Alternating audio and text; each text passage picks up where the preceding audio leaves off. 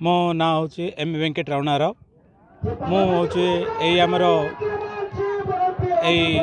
ठाकुराणी माँ Sheetala knockout football tournament president यही खेलटी हूँ 20 तारीख आरंभ है 20 डिसेम्बर 2023 आरंभ है 7 जनवरी 2024 पर्यंत चलला 20टा टीम रे 20टा टीम मध्य खेल चलता एवं आज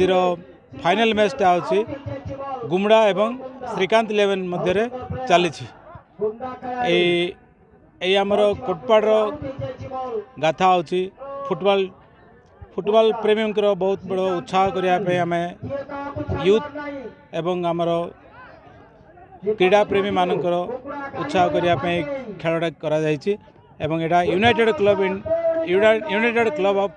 कोटपाड़ द्वारा आयोजित होता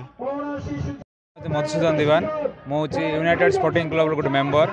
आम जो खेलटा 20 डिसेम्बर 2023 आरंभ हो आज बर्तमान शेष दिवस ग्रांड फाइनल 7 जनवरी 2024 यही खेलटा आम युवपीढ़ी जो रही दिनक दिन जो खेलटा लोप कमी कमी जाऊँगी फुटबॉल प्रेमी कोटपाड़ हूँ गोटे फुटबॉल प्रेमी आस्था बोले फुटबॉल प्रेमी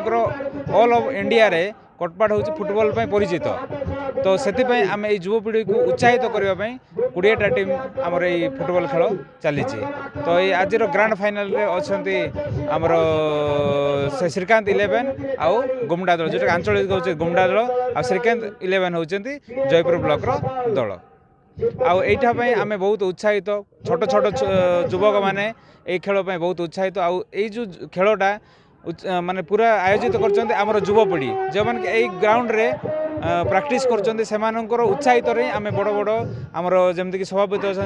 एंगटी भाईना सेक्रेटरी अच्छे बाल्य भाईना एमानकर जो प्रयास द्वारा आज युवपीढ़ी ये फुटबॉल खेल उपभोग कर हजार हजार दर्शक बंधु ये फुटबॉल को उपभोग कर